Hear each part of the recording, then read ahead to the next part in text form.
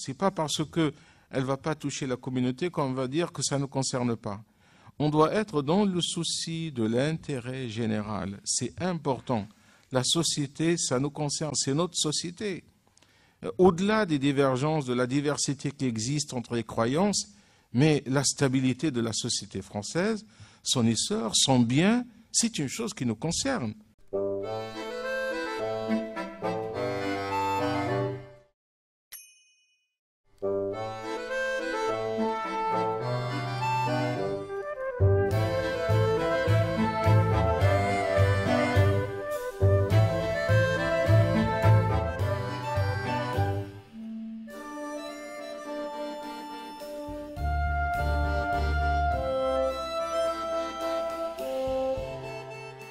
Un sujet qui préoccupe tout le monde parce que tout le monde en parle, bien qu'on attend toujours un débat, un vrai débat autour de ce sujet, le mariage pour tous. Et je vais essayer, bien sûr, de présenter un point de vue musulman, islamique, concernant ce sujet très important. Et avant d'essayer de traiter notre sujet en quelques points ou axes essentiels, j'introduis tout d'abord par quelques petits points d'introduction. Tout d'abord, on parle aujourd'hui du mariage pour tous, et je pense que déjà, il faut que le discours soit clair et qu'on essaie d'éviter dans ce genre de questions importantes, de ces problèmes qui touchent l'ensemble de la société, et pour des générations, car aujourd'hui, s'il y a un projet de loi dans ce sens-là, c'est un projet de loi qui va toucher profondément la société, mais aussi pour des générations. Alors, dans ce genre de questions, il faut que les discours, les termes, les concepts, les notions utilisées soient claires dans la plus de transparence possible. Alors aujourd'hui, mariage pour tous, parce que la formule elle est assez ouverte. Qui va s'opposer au mariage? Parce que lorsqu'on voit ce titre-là, c'est comme il y a aujourd'hui une volonté d'empêcher certains citoyens de se marier. Alors que le mariage, c'est la règle établie dans toutes les sociétés humaines depuis toujours. Et je dirais, c'est un droit naturel, le droit de mariage. Mais il faut qu'on parle des choses et les dire, si vous voulez, dans un discours clair et transparent. Il s'agit tout simplement du mariage homosexuel et il faut que le discours soit clair là-dessus. Deuxième chose dans cette introduction, lorsqu'on exprime que ce soit autour de ce sujet d'aujourd'hui ou des sujets qui sont des sujets de débat, où il y a divergence de points de vue, et Dieu sait combien de sujets aujourd'hui dans tous les domaines, que ce soit des sujets philosophiques, des sujets d'ordre social, économique, il y a toujours des débats et des divergences. Et je pense aujourd'hui on vit dans une société ouverte, et le fait de se positionner, d'exprimer un désaccord ou une opposition à un point de vue, une idée, un projet, comme c'est le projet aujourd'hui de cette loi, s'opposer à une attitude, n'est pas une opposition à la liberté de chacun. Il faut que les choses soient claires. Il ne s'agit pas, lorsqu'on dit qu'on n'est pas d'accord avec tel projet, telle loi, telle attitude, telle position, qu'on est en train de sanctionner ou de limiter la liberté des gens. Je pense aujourd'hui, les choses doivent être claires. Et ça, d'un point de vue, je parle, puisqu'on parle d'un point de vue islamique, l'islam, sa position, elle est claire là-dessus. L'islam, il se présente comme une religion révélée, avec ses vérités, les vérités adressées aux hommes, mais tout en respectant d'une façon catégorique et fondamentale la liberté de chacun. Là, le discours coranique, il est connu, il est clair, Et dans la sourate 2, vous avez ce fameux verset qu'on répète toujours, La ikraha fi ddin, point de contrainte dans la religion ou matière de religion.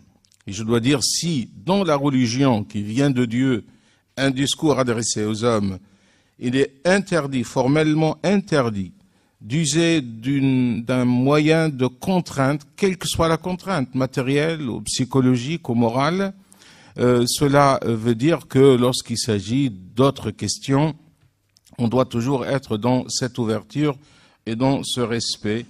Et le Coran, il le répète, même dans Surat al-Kahf, vous savez, ce verset aussi qui est clair, explicite, celui qui veut croire, qu'il croit, s'il veut nier, qu'il nie. C'est-à-dire, il y a la liberté de croyance, mais à côté, il y a la liberté de négation. Alors là-dessus, je pense qu'il faut que les choses soient claires. On est devant un débat qui, en même temps, respecte la liberté de chacun. Mais je dirais ces libertés individuelles, bon, elles sont garanties, mais lorsqu'il s'agit de légiférer, comme c'est aujourd'hui la volonté politique, pour toute la société, pour remettre en cause, à mon avis, ce que je vais essayer de l'exprimer, de l'expliciter, des fondements essentiels, un fondement important de la société, cela bien sûr doit donner le droit à chaque citoyen d'exprimer ses idées et ses positions.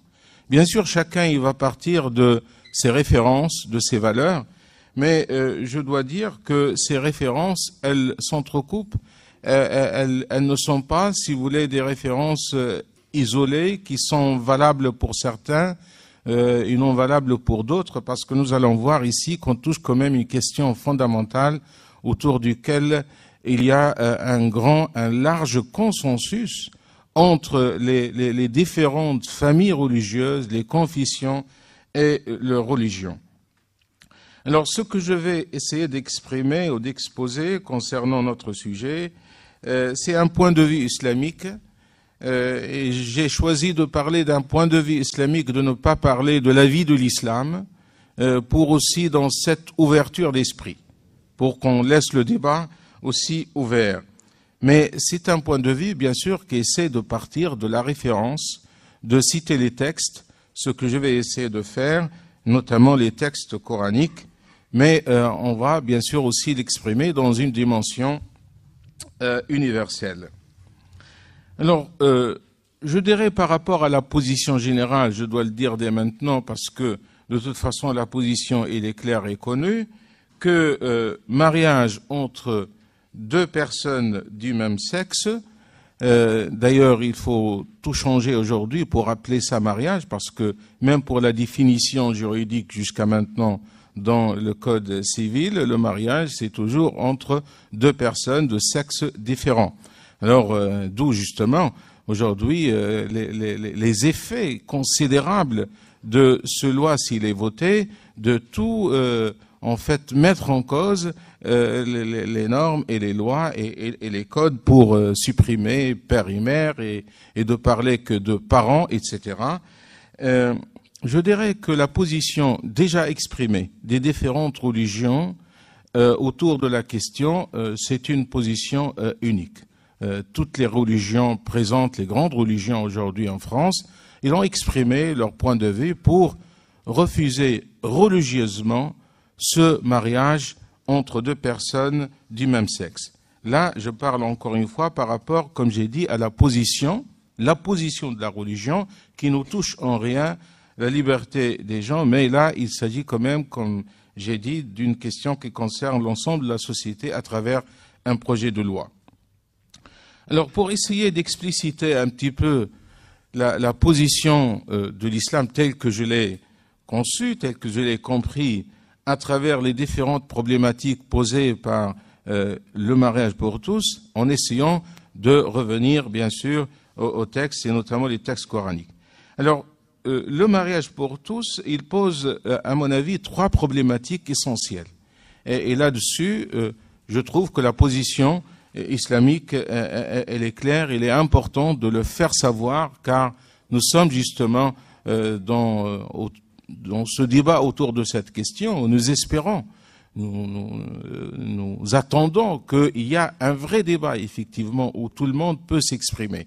Je sais, lorsqu'il y a des sujets qui touchent tout ce qui est éthique, vous savez qu'il y a une commission d'éthique en France. Lorsqu'il s'agit de lois bioéthiques, on fait appel, on demande l'avis, bien sûr c'est un avis consultatif, mais on demande l'avis des religions parce qu'on estime que là, on touche des questions relatives à la foi, relatives à la conscience des gens, aux questions morales.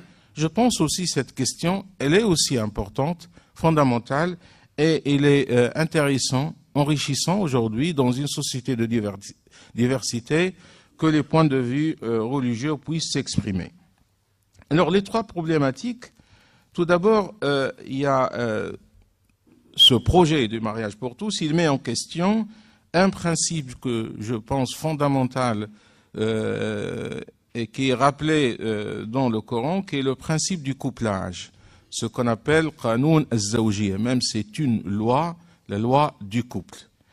Deuxième problématique, le mariage entre deux personnes du même sexe, il remet en question le mariage entre deux personnes de sexe différent, c'est-à-dire entre un homme et une femme, qui est considéré comme la base de la vie sociale. Et la troisième problématique, question, c'est la question de la filiation. Et à mon avis qu'aujourd'hui, la question elle est tellement importante parce qu'elle touche effectivement ces trois questions. Une loi, je dirais, qui gère tout l'univers, c'est la loi du couplage, Qanoun al-Zawjiyya. Deuxièmement, ça touche le mariage entre deux personnes de sexe différent. Et troisièmement, ça touche également le principe ou la question de la filiation. Alors, pour commencer par le premier point, le principe du couplage, Qanoun al-Zawjiyya, il faut dire que le Coran, il a évoqué dans plusieurs versets, il y a plus à peu près une trentaine de versets ou un plus, qui parlent du couplage, qui représente une loi générale qui concerne toutes les créatures. Et c'est une loi qui permet la continuité de la vie et l'équilibre dans la vie. Le Coran, il évoque, je ne vais pas passer par tous les versets, mais il nous parle effectivement que cette loi, elle concerne les hommes, Ya ayyuhan nasu ittaqu rabbakum alladhi khalaqakum min nafsin wahida, mais elle concerne également toutes les créatures, tel que ce verset de la sourate 51, le verset 49, où Allah subhanahu wa ta'ala nous dit, comme règle générale, loi qui gère toutes les créatures, toute la vie, en disant wa min kulli shay'in khalaqna zawjayni la'allakum tadhakkarun. De toute chose, nous avons créé un couple. Peut-être serez-vous amenés à y réfléchir. Je pense que le verset il est tellement expressif parce qu'il nous dit tout d'abord que de toute chose, nous avons créé un couple et c'est la loi. Aujourd'hui, imaginez aujourd'hui si les hommes décident d'arrêter cette notion de couplage. La vie, elle va s'arrêter. Parce que la continuité de la vie, son équilibre, la vie, je dirais, naturelle, elle ne peut pas continuer si cette loi n'est pas maintenue, n'est pas respectée. Et il nous dit le Coran, si cette loi existe partout dans toute chose créée, c'est une chose qui doit vous amener à y réfléchir. Et je pense là, c'est quand même très important, d'ailleurs le Coran, chaque fois qu'il y a une notion importante, le verset, il conclut avec une invitation à la réflexion. Réfléchissez parce que là, vous êtes devant une loi importante. De cette loi dépend effectivement l'équilibre et la continuité de la vie.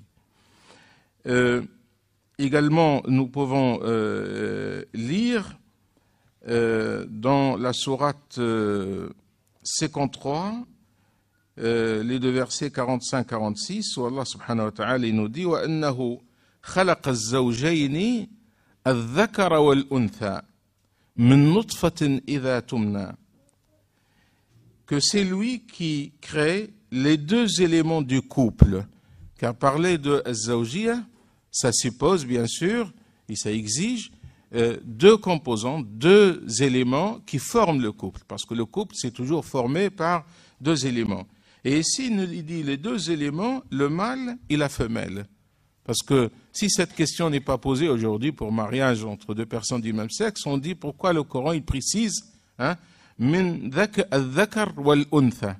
Cette précision aujourd'hui, elle est aussi importante parce qu'il dit que le couple est formé, effectivement, lorsqu'on parle du couple, de l'homme et de la femme, le mâle et la femelle. Et après, il nous dit d'une goutte de sperme quand il est éjaculé pour dire que la continuité de la vie, elle doit se passer dans cette relation, dans le couple, et avec cette description claire qui assure effectivement la continuité. Et vous savez que en islam, cette continuité, le fait de préserver un nasl, la descendance, elle fait partie des 5 grandes finalités de la religion. Ou al-kulliyat al-khams, c'est-à-dire les 5 grands intérêts de la religion. Bien sûr, nous trouvons d'autres versets qui parlent de tout ce qu'Allah subhanahu wa ta'ala a créé sur terre, qui répond justement à cette règle. Et lorsque le Coran nous parle de Sayyidina Noé, comme vous le savez, son récit qui est répété dans le Coran, lorsqu'il y a eu à Toufan, j'ai oublié la traduction, lorsqu'il y a eu l'épreuve justement où Allah subhanahu wa ta'ala a détruit toute la vie sur terre, et il a ordonné à Sayyidina Nuh dans son bateau de ramener des espèces, des couples de chaque espèce vivante pour justement garantir la continuité de la vie. حتى إذا جاء أمرنا وفار التنور قل نحمل فيها من كل زوجين اثنين. De chaque couple, et c'est ça pour permettre justement à la vie de renaître. Voilà, si vous voulez, cette notion très importante. Et lorsqu'on parle de la notion du couplage, elle implique une relation complémentaire et indispensable entre les deux éléments du couple.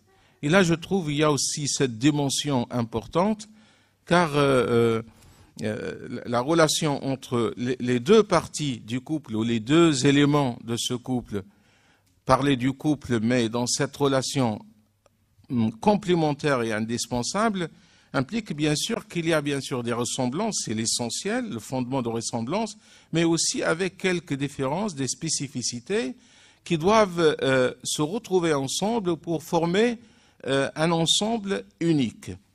Et d'ailleurs, c'est le sens d'un hadith, d'une parole du prophète alayhi salatu wassalam, où le prophète nous dit « Innama an-nisa'u shaqa'iqur rijal » les femmes ne sont que les sœurs germaines des hommes. Et pour montrer cette relation, et washiq, ici, ash-shaqaq, c'est le pluriel de shiq. Ash-shiq, c'est la moitié en fait. Lorsque vous avez quelque chose d'uni, vous la partagez en deux parties, mais chaque partie en elle-même, elle constitue un élément, mais cet élément ne peut être dans sa forme, si vous voulez, unique que lorsqu'il s'associe avec l'autre moitié. C'est-à-dire cette comparaison dans ce hadith, ash-shiq, et là, ça montre tout d'abord l'égalité de statut entre l'homme et la femme, c'est important pour le rappeler dans la notion islamique, mais ça montre aussi cette relation indispensable de complémentarité entre les deux éléments. Et le rapport, c'est plutôt un rapport de complémentarité et n'est pas un rapport de confrontation.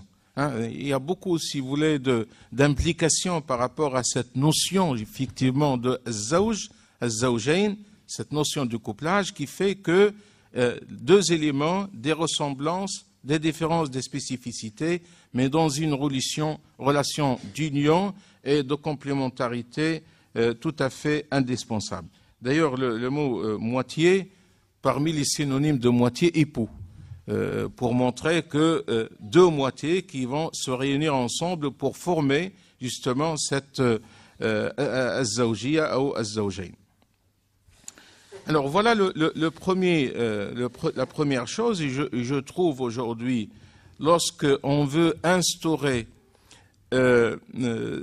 ce mariage entre des personnes du même sexe, c'est comme on veut négliger en quelque sorte, mettre en péril cette notion où on doit se trouver dans un couple avec deux sexes différents.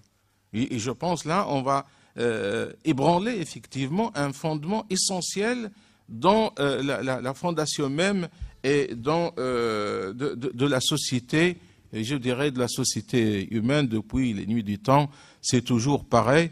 Et comme j'ai dit tout à l'heure, ça dépasse même les hommes pour être une loi générale dans la vie animale, végétale, dans tout ce que vous pouvez voir dans cet univers. Cette loi, elle est présente. Deuxième point ou deuxième problématique soulevée par ce projet de mariage entre deux personnes du même sexe, c'est la notion même du mariage. Le mariage qui est, si vous voulez, une base importante dans la société, dans la vie sociale. Et je dois dire que dans la terminologie islamique, langue arabe utilisée par le Coran, vous avez le mot zawj qui veut dire couple, et lorsqu'on parle du mariage, on parle de zawaj. Ça c'est significatif. Zawaj. Alors, zawaj, le mariage, il doit se passer dans cette relation du couple entre l'homme et la femme. C'est important que la notion, le mot couplage et le mot mariage soient dans cette relation, parce que ça montre la relation entre les deux notions, c'est-à-dire couplage. C'est sur le fondement du couplage que le mariage peut se baser. Zawj wa zawaj. Et d'ailleurs, le mot zawj en arabe, lorsqu'on l'utilise, il est valable pour l'homme et la femme. Vous savez, il y a le masculin et le féminin dans la langue, mais il y a certains mots qui s'appliquent aux deux. Le mot zawj, utilisé en langue arabe, concerne l'homme comme ça concerne la femme, car là on parle du couple. Et cette relation, comme j'ai dit, c'est entre les deux moitiés qui vont s'unir pour former cette unité. Et cette unité, elle va être exprimée par excellence, effectivement, dans le mariage. Alors, concernant le mariage, aussi plusieurs versets, mais je vais me contenter d'un seul verset de la sourate 7.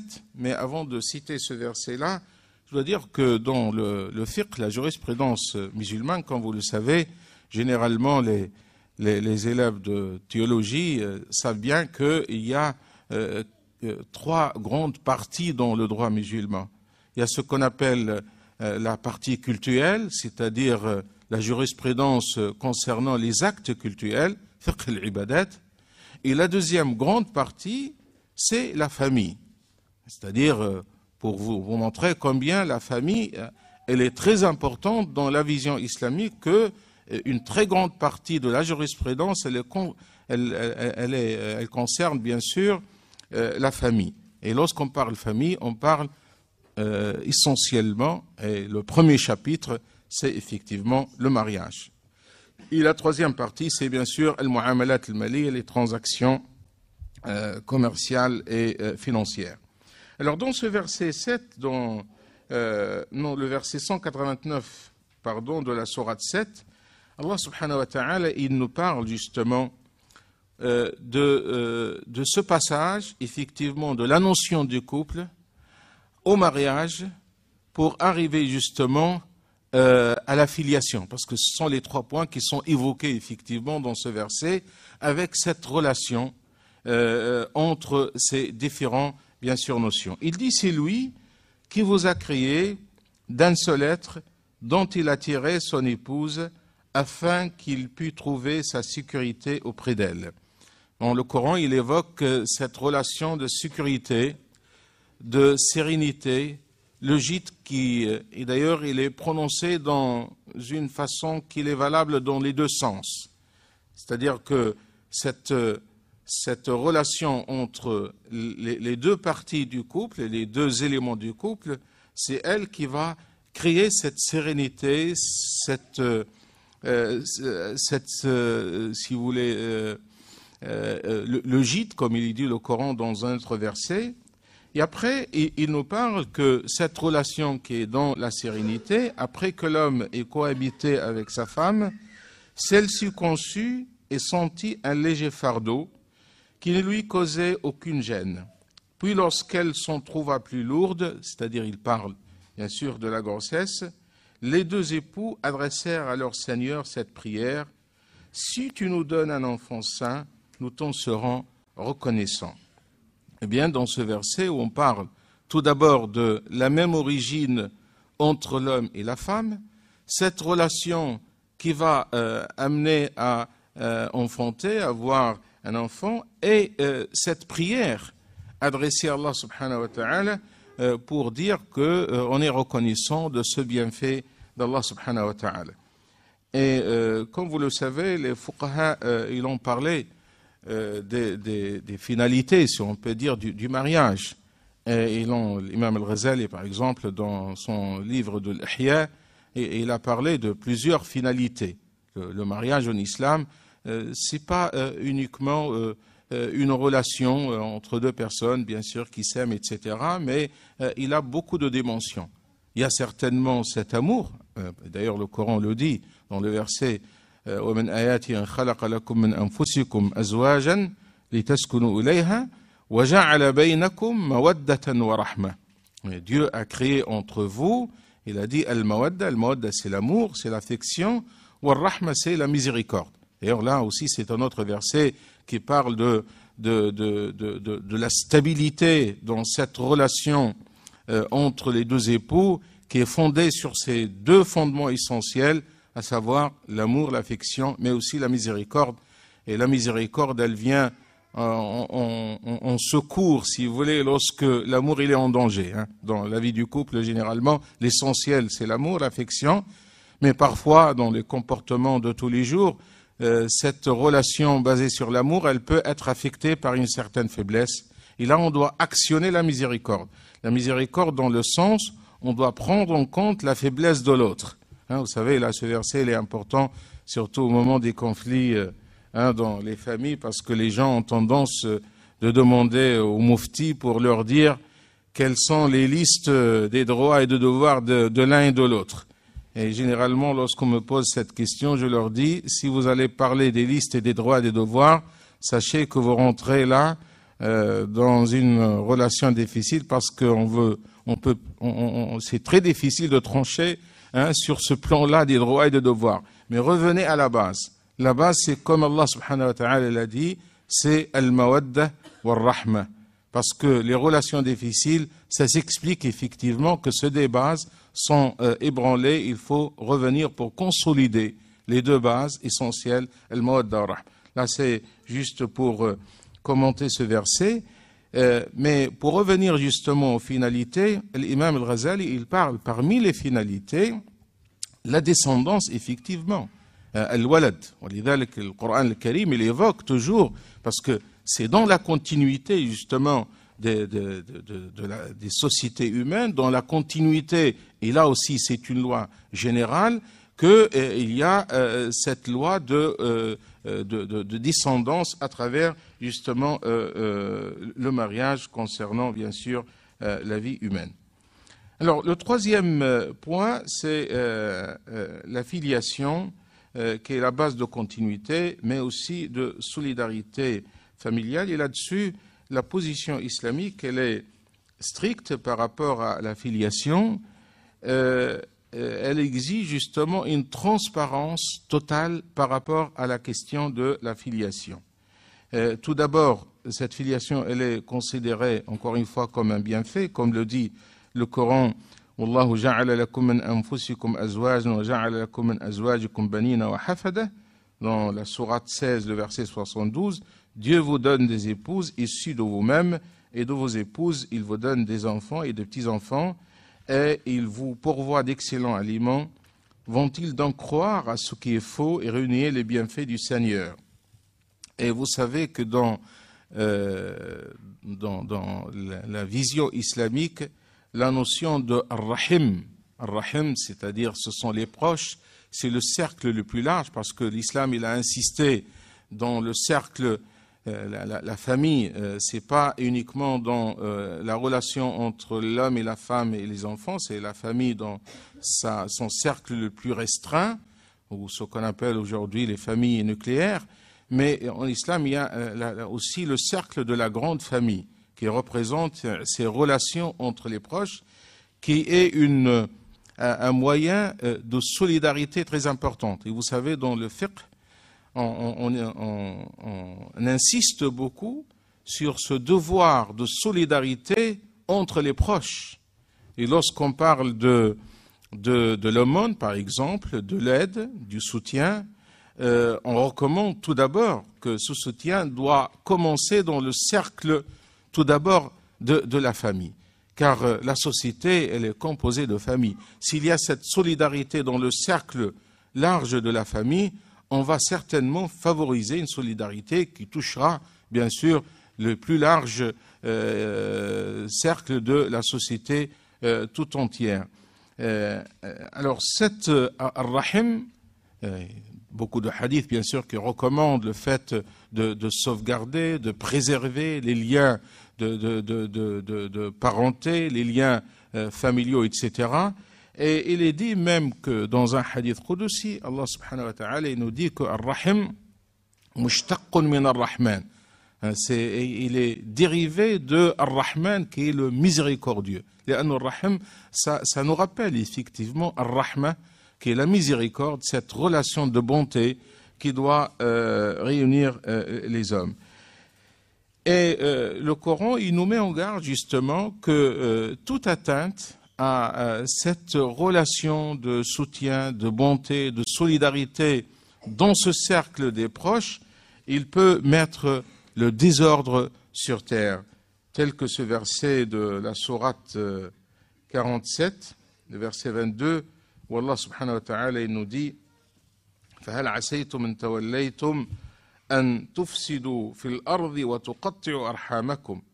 En vous dérobant, ne risqueriez-vous pas de répandre le désordre sur la terre et de rompre vos liens de parenté?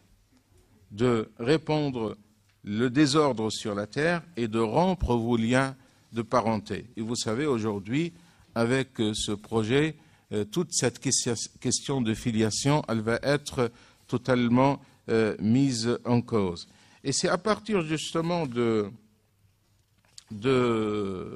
cette exigence de l'islam pour que la filiation soit dans la transparence, l'islam il a interdit, comme vous le savez, une tradition arabe qui est celle de at-tabanni, c'est-à-dire l'adoption, et il a mis en place un principe de al-kafala qu'on peut traduire par la prise en charge. Une justement des divergences qui existent entre le droit musulman et le droit positif, c'est par rapport à ce devoir aussi de solidarité, de soutien de personnes orphelines, c'est-à-dire les orphelins ou les personnes qui ont besoin d'être prises en charge. En islam, nous avons tout un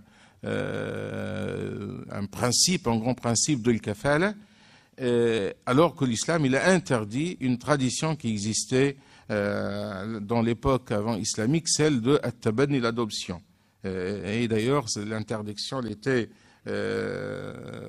particulièrement bien exprimée, puisque là-dessus nous avons un verset qui est révélé avec une circonstance de révélation, puisque le prophète alayhi salatu wassalam, il a adopté Zayd, et après Allah subhanahu wa ta'ala il a fait descendre le verset pour interdire l'adoption et de dire il faut rattacher les enfants à leur père. C'est dans sourate Al-Ahzab, la sourate 33, où Allah subhanahu wa ta'ala il nous dit وَمَا جَعَلَ أَدْعِيَاءَكُمْ أَبْنَاءَكُمْ ذَلِكُمْ قَوْلُكُمْ بِأَفْوَاهِكُمْ وَاللَّهُ يَقُولُ الْحَقَّ وَهُوَ يَهْدِي السَّبِيلَ ادعوهم لآبائهم وأقسطوا عند الله فإن لم تعلموا آباءهم فإخوانكم في الدين. Il dit de même, qui n'a point assimilé vos enfants adoptifs, bon, il parle des adoptifs parce que c'était la règle de l'adoption avant l'islam, à vos propres enfants.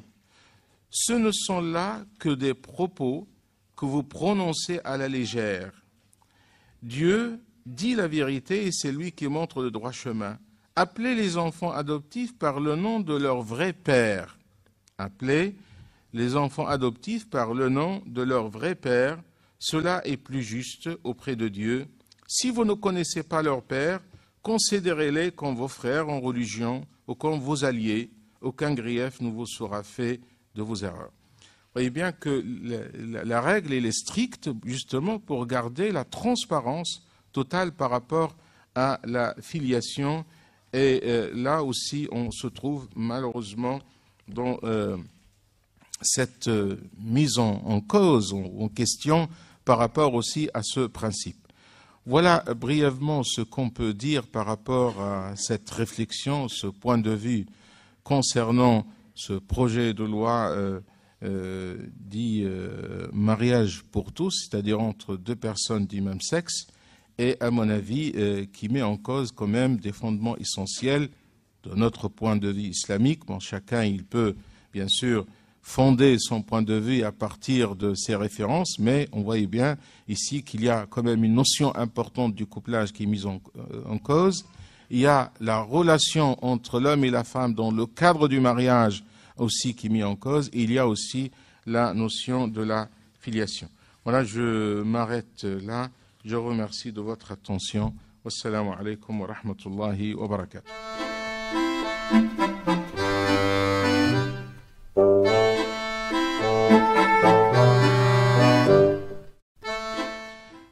Alors je pense que déjà tout d'abord le droit de l'enfant, parce que lorsqu'on parle aujourd'hui également dans le cadre de ce projet de loi de la possibilité d'adoption dans un couple du même sexe, là malheureusement on ne se pose pas la question par rapport à l'enfant qui n'est pas en mesure de choisir pour lui-même. Et là aussi, quand même, c'est une question. Elle a été évoquée d'ailleurs par M.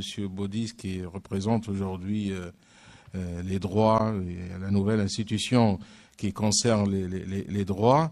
Et il se pose la question, effectivement, avec ce projet de loi, est-ce qu'aujourd'hui, on n'est pas justement de fragiliser tout ce qui est droit de l'enfant. Parce que malheureusement, au lieu de parler droit de l'enfant aujourd'hui, certaines veulent parler de droit à l'enfant pour dire que c'est un droit à tout le monde, que ce soit des couples hétérosexuels ou du même sexe.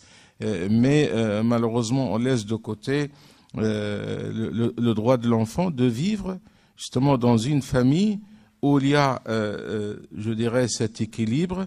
Et même d'un point de vue, je sais qu'il y a des gens, c'est pas en se référant à des valeurs religieuses, qui disent même d'un point de vue psychologique, pour une stabilité, un équilibre de l'éducation, là, évoquer l'éducation, l'enfant, effectivement, il a besoin de vivre dans la cellule familiale avec un homme, une femme, un père, une mère, parce que la société, elle est faite d'hommes et de femmes, pour que cette personne soit justement, dès son c'est-à-dire son éducation première, évolue justement dans ce cadre et qui reflète la réalité de la société. Mais le faire vivre dans un autre monde, différent de ce qu'il voit, de ce qu'il va côtoyer tous les jours, je pense là-dessus aussi, ça met en question le droit même de l'enfant.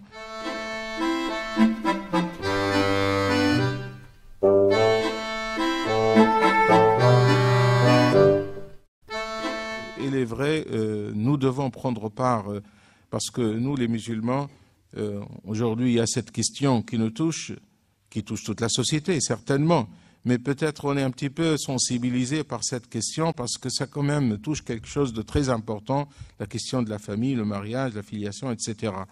Mais d'une manière générale, souvent on est absent au débat de société. Et je pense... c'est pas bon parce qu'un citoyen, il doit être sensible à toutes les questions qui touchent la société. Vous savez, toujours cet exemple où le prophète ﷺ donne de la société, les personnes qui sont embarquées à bord d'un même bateau et ils doivent toujours surveiller à ce que ce bateau puisse continuer son voyage et arriver à destination dans l'intérêt de tout le monde. Et s'il y a une partie des personnes qui sont à bord, ils vont toucher le bateau, vous savez, le fameux hadith, mais on n'a pas le temps pour le détailler, c'est tout le bateau qui va couler. Alors je pense qu'on est, et d'ailleurs l'islam, lorsqu'il parle de l'Umma, cette communauté de témoignage, vous savez, le verset de Sourate Al-Baqarah, et Allah subhanahu wa ta'ala, il a qualifié cette communauté de témoignage, elle témoigne. Et le témoignage, il est important, le témoignage, c'est de s'exprimer, exprimer son point de vue. Les musulmans sont effectivement invités à prendre part dans cette question-là. L'Akh vous a rappelé effectivement qu'il y a un collectif aujourd'hui qui regroupe des personnes de différentes confessions et qu'il y a cet appel aujourd'hui pour manifester, comme on parle du mariage pour tous, il y a la manif pour tous, effectivement, pour exprimer son point de vue. Et je pense qu'il est aussi de la responsabilité du devoir des musulmans de prendre part aujourd'hui à cette question.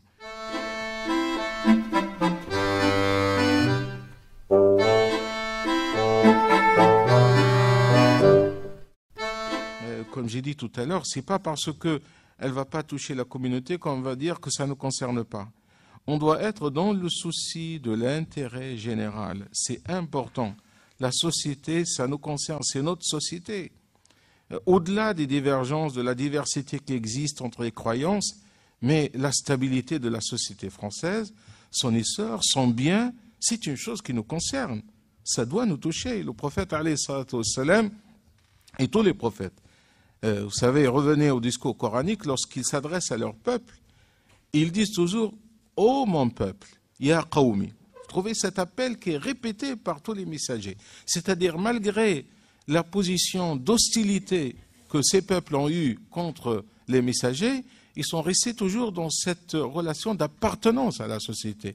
Et ils s'adressent à la société pour essayer toujours d'évoluer le bien, parce que le musulman, la religion lui demande toujours l'amr bil ma'ruf wa nahy anil munkar, c'est ça, c'est le fait de travailler pour faire évoluer le bien dans la société et pour essayer d'éviter, de préserver la société du mal. Et ça, c'est demandé. Et tout acte que vous faisiez dans ce sens-là, vous êtes récompensé pour le faire. Le prophète, alayhi salatu wassalam, lorsqu'il a envoyé un certain nombre de ses compagnons, vous savez, au début, dans la période mecquoise, qui était persécutée, il les a envoyés pour aller à l'Abyssinie, l'Habasha, en disant que le roi, le Najashi de l'époque, était chrétien, n'était pas musulman, mais le prophète sallallahu alayhi wa sallam, il a envoyé ses compagnons en leur disant « Idhabu ila al-Habasha, fa inna fiha malikan la yuzlamu indahu ahad » Allez dans ce pays-là, parce que ce pays il est gouverné par un roi juste, personne ne sera lésé. Et on dit dans le commentaire que le prophète alayhi salatu wassalam, il a mis en avant cette justice de ce roi qui est une qualité. Alors, je pense aujourd'hui, lorsqu'on parle des valeurs, parce qu'aussi, il ne faut pas non plus oublier que les valeurs islamiques sont des valeurs, les valeurs essentielles, sont des valeurs universelles. Ce ne sont pas des valeurs qui sont réservées aux musulmans. La justice, c'est une valeur islamique, la liberté, l'équité. Nous parlons de la famille. Aujourd'hui, vous trouvez des personnes qui ne sont pas nécessairement croyantes, mais qui sont là pour défendre la famille, parce qu'ils pensent que la famille, c'est un socle, c'est le socle de la société. Et là-dessus, on peut se retrouver. Le prophète, alayhi salatu wassalam, également, pour vous dire qu'on doit se retrouver avec les autres pour défendre les bonnes causes. Nous avons dans l'histoire Hilf al-Fudul, ce pacte. Le prophète, alayhi salatu wassalam, il a participé, dans la période avant sa prophétie, à un pacte entre les notables de la Mecque. Parce qu'il y avait un homme qui est venu à la Mecque, vendait des chameaux, et on a pris sa marchandise ou ses animaux sans lui donner le prix. Et après, il allait se plaindre chez les notables de la Mecque, et ils se sont réunis pour dire que nous allons nous réunir pour un pacte afin de défendre les plus faibles lorsqu'ils sont victimes d'injustice. Et le prophète sallallahu alayhi wa sallam, il a participé dans ce pacte Hilf al-Fudul, et il a dit après l'islam, laqad shahidtu في دار عبد الله بن جدعان حلفا لو دعيت له في الإسلام لأجبت. Il a dit, j'ai assisté dans ce pacte-là, c'était avant l'islam, mais si jamais on m'invite aujourd'hui pour participer à un pacte pareil, je le ferai. Parce que malheureusement, la Mecque, après, était dans une relation d'hostilité contre le prophète alayhi salatu wassalam. Sinon, le prophète lui-même, il a cette volonté de défendre les valeurs et la justice avec les autres. Il ne faut pas oublier également que le prophète alayhi salatu wassalam, en arrivant à Médine, les trois fondements de la société musulmane, cette société modèle pour nous, c'est quoi? C'est la mosquée tout d'abord, c'est le pacte de fraternité que le prophète alayhi salatu wassalam, il a établi entre les immigrants qui viennent de la Mecque et les habitants de Médine. Et le troisième fondement, c'était la constitution, ce qu'on appelle la constitution de Médine. Et dans cette constitution, al-Wathiqa, le prophète alayhi salatu wassalam, il a reconnu ce qu'on peut appeler avec notre terminologie moderne un statut de citoyenneté. Il est clair dans ce document qu'il reconnaît à tous les habitants de Médine, parce qu'il y avait une communauté juive importante à Médine, des non-musulmans et les musulmans, qui sont tous associés, qui sont tous les composants d'une seule et même société, et chacun, il doit être protégé dans ses droits. Je pense que c'est cette vision-là que nous devons avoir aujourd'hui dans notre société.